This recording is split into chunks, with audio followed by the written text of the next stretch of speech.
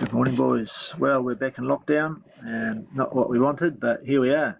So this morning you should already have gone over to the Due Work tab on the right hand side of your GrammarNet page and done the starter questions there, and I'll look forward to getting your submissions of those today. Right, I'm just going to explain a little bit about market failure for my option 1 class. You've heard most of this already on Friday. For option 3 this will be all new for you. And then I'll just set you up for a couple of tasks that I want you to do related to this. So what do we mean by market failure? Market failure is any time that the free market fails to provide the goods and services that the market demands in the right quantities, or simply does not provide those goods at all. There are also some other categories of market failure, such as monopolies, which we will get to in due course. What I'd like you to do, boys, is make sure that you get down all of the notes through to slide 9 and all of the questions on those slides as well. Okay, so the first type of market failure we look at is what's called externalities. These are either positive or negative effects of production or consumption of the good that are not paid for by the producer or the consumer, but rather they are paid for by the wider society in general, or people around the producer and the consumer that are affected by their behaviour in some way. I'll let you read through the notes for some more details. Just as an example, however, with dairy farming, farmers produce milk, consumers drink that milk, but the production of the milk has an externality, which is the pollution that's caused. So the whole community suffers from having polluted rivers that they can no longer swim in or catch fish in, for example. The society, community, pays for that damage rather than the farmer or the people who buy the milk. Another type of market failure is caused by merit and demerit goods. Merit goods like healthy food and gym memberships, education and so on. When people eat healthily or when they go to school, it's not only the consumers that benefit, but society generally. We have fewer sick people, fewer people taking days off from work, for example. So the whole economy becomes more productive because people eat healthily.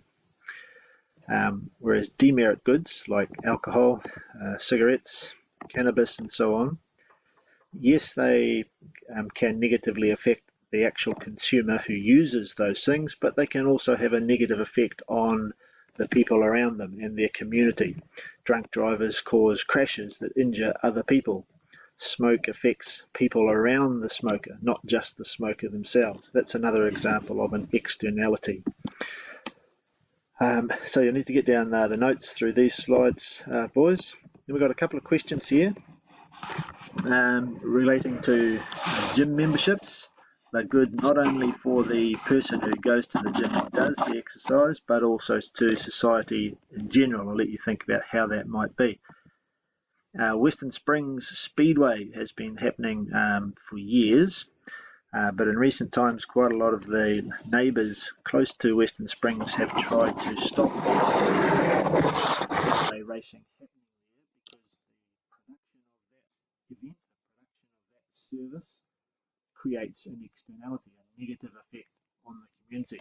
I'll let you have a think about what that is. Then the next task I'd like you to do is to read through on slides 8 and 9 here some information regarding Eden Park, just close to Auckland Grammar.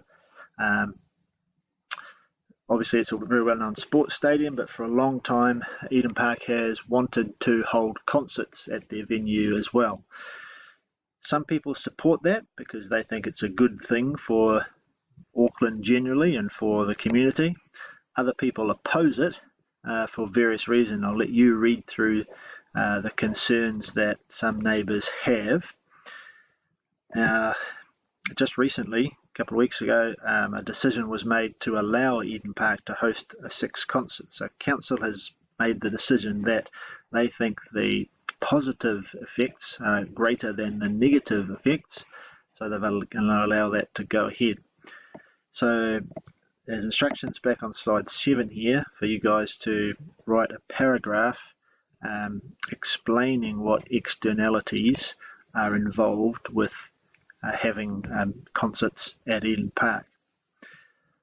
Okay, hope that makes sense, fellas.